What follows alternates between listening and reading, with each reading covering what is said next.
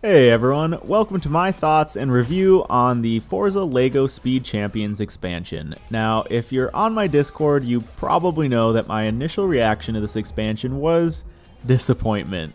There were a lot of cool options to take with expansion 2, Goodwood Festival of Speed being one of my favorite ideas, or Isle of Man. LEGO was just not a good choice for a second expansion to me, but we'll get into that a little bit more later in the review. Let's start things off first on a more positive note by talking about what I like and really love about this expansion. First off, I have to talk about this map. This is hands down the coolest part of the expansion to me. I mean, this must have taken them a ridiculous amount of time to actually build out a full LEGO map for the expansion, and honestly, it's just super fun to look at.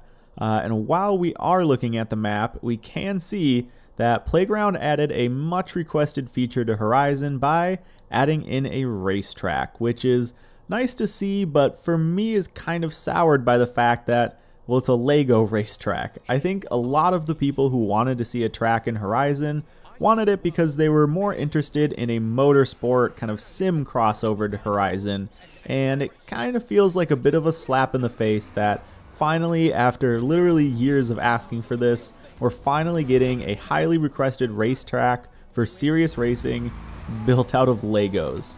But moving on, another area where they did seem to listen was with the slightly buildable house. This is something that I was kind of expecting more of in the game at launch, so it's nice to see at least to some small level, and hopefully this means that in future Horizon games, the normal houses will be a little bit more modular as well, assuming, of course, that Horizon 5 still has houses in the game. But again, to me, it's just a bit soured by the fact that this cool feature is just built from LEGO. There's nothing inherently cool about this to me, even though it is pretty fitting to have a building element in a LEGO DLC. But on another positive note, there are a lot of new events and challenges, and as a completionist, seeing all this new stuff to do, even if it's all LEGO themed, is still an exciting thought to me as a person that likes to do everything in a game. Just having this huge wall of challenges that I want to complete, all with pretty real rewards and kind of stretch goals to work towards, that's just a fun concept, and I'd like to see this in some other aspect kind of moving forward with future Horizon games.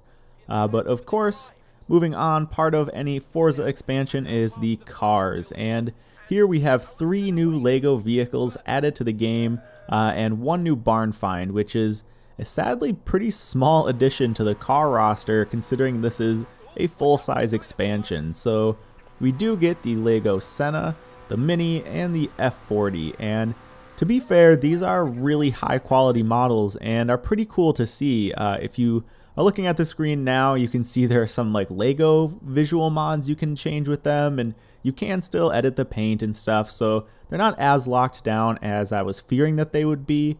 And to be honest, I'll probably be buying at least one of these LEGO models in real life. I think that'd be a kind of fun desk ornament to have, but either way, I just have an issue seeing this stuff in Forza Horizon. There are over 500 real amazing cars with real histories and racing pedigree in Horizon, you know, cars that I had dreamed about owning as a kid, and yet the fastest A-Class car in Horizon currently is a Hot Wheels Bone Shaker, which doesn't exist in real life. At least, you know, I think they've built one of them, but my point stands, and that just bugs me.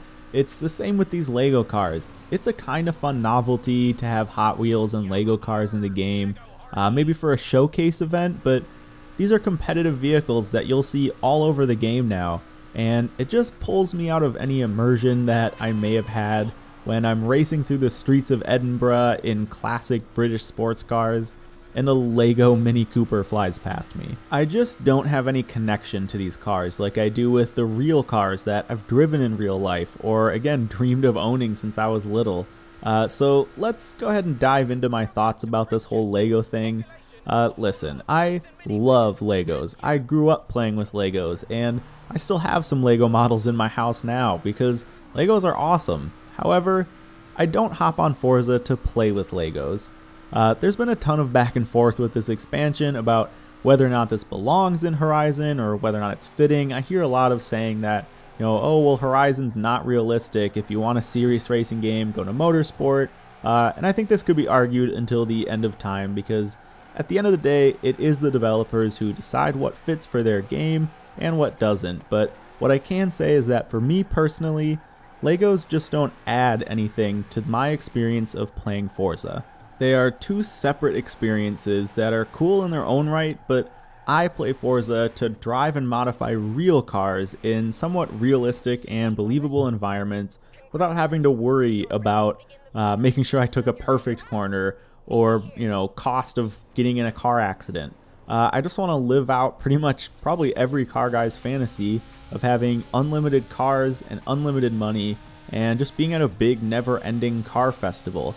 And Legos are just not part of that fantasy.